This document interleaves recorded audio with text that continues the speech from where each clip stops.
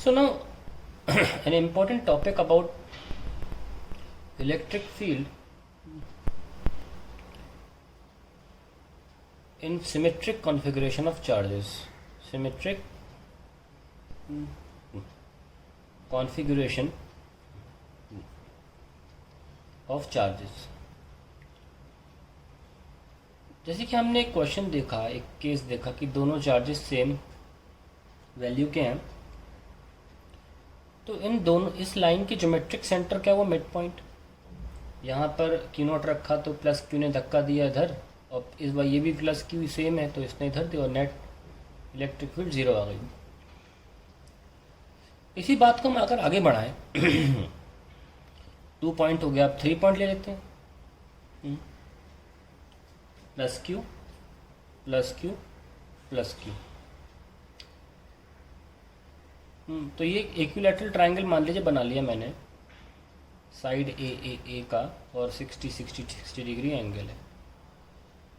तो सेंट्रॉइड जो होगा वो उसका ज्योमेट्रिक सेंटर होगा। और अगर यहाँ पे क्यू नॉट रख के देखा जाए, मान लीजिए क्यू नॉट रखा है तो ये इसको रिपेल करेगा ऐसे, ई इलेक्ट्रिक फील्ड, ये इसको यहाँ रिपेल करेगा ई इलेक्ट्रिक फील्ड। तो यहाँ पे एंगल 30 है, ये 30 है, ये कितना 120, तो ये भी कितना एंगल 120 हो गया।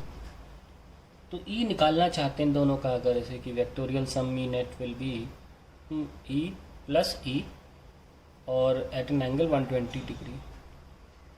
Then we know that from 11th class there is a formula E square plus E square plus 2ई कॉस 120।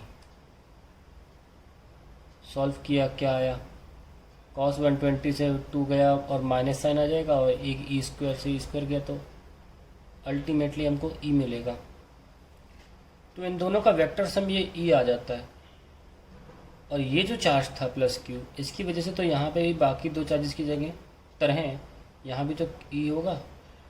तो अल्टीमेटली मैंने ये साबित किया कि अगर हम ट्राइंगल लेते हैं इक्विलैटरल और वर्टिसेस पर सेम चार्ज रखते हैं तो फिर से सिमेट्रिक कॉन्फ़िगरेशन हुआ, और इसके लिए भी ई जो है वो ज़ीरो है एट जियोमेट्रिक सेंटर।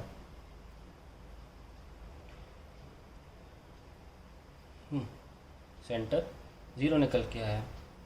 दूसरा केस लिया था मैंने, हम तीसरा केस ले सकते हैं। सपोज मैंने स्क्वायर ले लिया तो क्या होगा, ये क्यू ये क्यू ये क्यू और ये क्यू। अगर यहाँ क्यू नॉट रखा है तो ये प्लस क्यू इसको ऐसे मूव कराएगा। हम अगर ए बी सी डी लिख लें तो हम बस लेटर से मार्क कर देंगे कि कौन सा वाला चार्ज कहाँ फोर्स लगा रहा है, और ये वाला डी हो जाएगा, ये वाला ए हो जाएगा और ये वाला सी हो जाएगा। अल्टीमेटली नेट इलेक्ट्रिक फील्ड फिर ज़ीरो हो गई, क्योंकि आफ्टर ऑल ये डिस्टेंस सारे सेम है ज्योमेट्रिक सेंटर पे, तो फील्ड ज़ीरो हो जा रही है। अगर हम चौथा एक फिगर देखने की कोशिश करें, 4 का तो हो गया, 3 का हो गया, 5 का पेंटागन भी ले लें अगर, Q Q Q Q Q और ये सारी साइड सेम ले, रेगुलर पेंटागन, सिमेट्रिकली रेगुलर होना ज़रूरी। तो we are all taking regular figures. यहाँ पे ये देखिए, ये इधर की तरफ इलेक्ट्रिक फील्ड होगी, ये इधर की तरफ होगी, ये इधर की तरफ होगी, ये इधर की तरफ होगी और ये इधर की तरफ। सिमेट्री ये बताती है कि ऐसी कोई रीज़न नहीं है कि यहाँ पे भी ई ज़ीरो क्यों ना हो, और अगर आप सॉल्व करेंगे तब तो मिल भी जाएगी। तो ultimately we are saying that if you have a symmetric configuration of charges, electric field at the geometric centre is zero. It's a very important concept.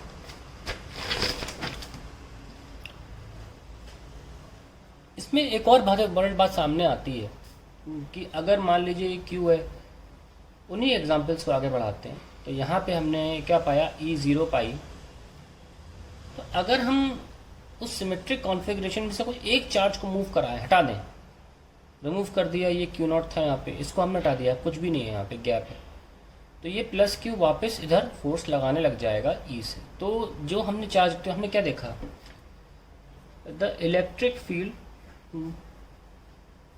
Begins to exist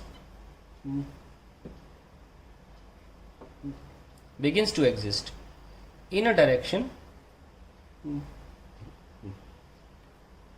towards that charge which has been removed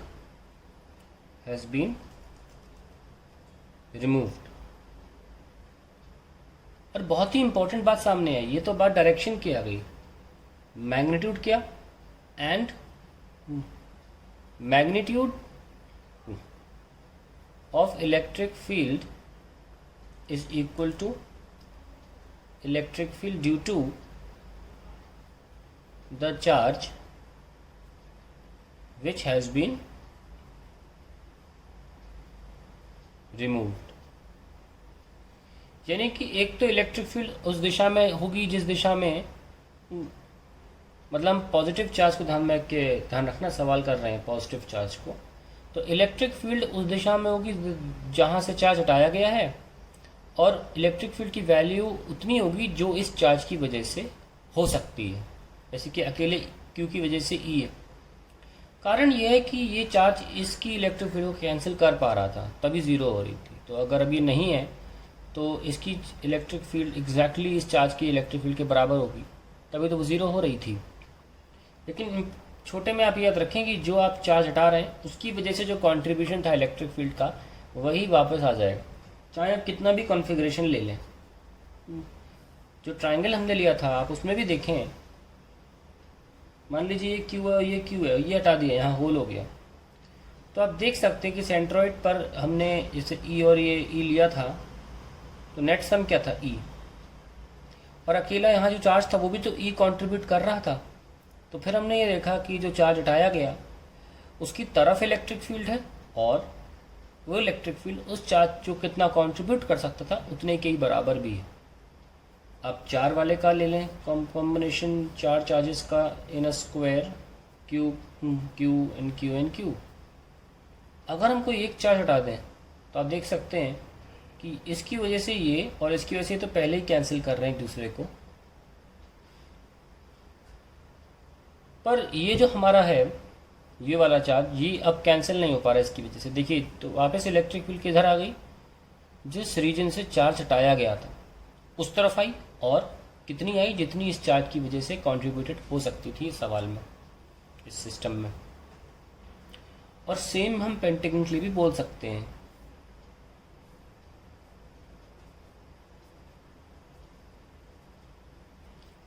कि अगर हमने एक, अब हम ये करने के बाद डायरेक्टली बोल सकते हैं कि अगर आपने यहाँ से चार्ज हटाया तो इलेक्ट्रिक फील्ड भी यहाँ होगी और उतनी ही होगी जितनी ये चार्ज कंट्रीब्यूट कर सकता था, यानी कि ई। अब इसको हम आगे बढ़ा सकते हैं। जब हम देखा कि किसी भी रेगुलर पॉलीगन में ऐसा पॉसिबल है, तो एक सर्कल भी एक इनफाइनाइट साइडेड रेगुलर पॉलीगन ही होता है, और यही वजह है कि उसके भी सेंटर में फील्ड ज़ीरो आई थी जब हमने सर्कुलर लूप वाले की बात करी। जब हमने सर्कुलर लूप की बात करी थी तो इलेक्ट्रिक फील्ड सेंटर पे ज़ीरो आई थी। वो इस कॉन्सेप्ट से भी आ सकती थी जो हमने अभी अभी पढ़ा कि सिमेट्रिक चार्ज कॉन्फ़िगरेशन की वजह से ज्योमेट्रिक सेंटर पे फील्ड ज़ीरो हो जाती है। तो इस पर एक सवाल बहुत अच्छा बनता है कि अगर मान लीजिए बहुत ही छोटी सी लेंथ हमने यहाँ से हटा दी, इतनी, बस इतनी सी ओपनिंग छोड़ दी, तो देखने में कैसा लगेगा, ऐसा, और बाकी तो ठीक है। तो अगर आपको ये कॉन्सेप्ट नहीं पढ़ाया जाता ना, तो इन सारे चार्जेस की मदद से यहाँ पे इलेक्ट्रिक फील्ड निकालना बहुत मुश्किल है। खैर मुझे तो नहीं पता कि आप सिर्फ चार्जेस को देखकर कैसे निकालेंगे, लेकिन क्योंकि हमें कॉन्सेप्ट पता है, ये गारंटी है कि मान लीजिए थिकनेस टी है, मतलब ये लेंथ जो है टी लेंथ की, यहाँ से यहाँ तक ये मटेरियल हटा दिया यहाँ से सर्कुलर मटेरियल, तो इलेक्ट्रिक फील्ड गारंटी से इस ओपनिंग की तरफ होगा, और उतना ही होगा जितना ये टी लेंथ का वायर कुछ भी चीज़ है वो इस जगह पर कंट्रीब्यूट कर सकता था सेंटर पे। तो इस कॉन्सेप्ट में से ये बहुत अच्छा क्वेश्चन है, क्योंकि आसानी से सॉल्व हो गया। एक तो towards this point and value निकालनी है। अब जैसे कि अगर हमें वैल्यू निकालनी है तो कैसे निकालें? Let Q T be the charge of the segment of length T. तो एक तरह से हम ये इसको ऐसे बना सकते हैं, आपको दिखने में भी इजी लगेगा।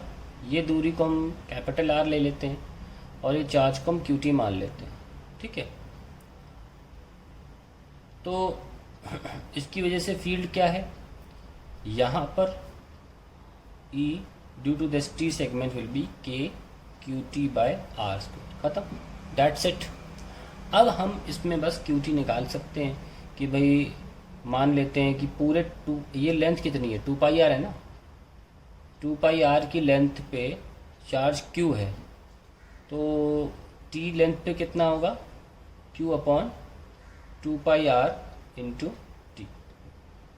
तो यही तो चार्ज QT है, सिंपली सॉल्व हो गया।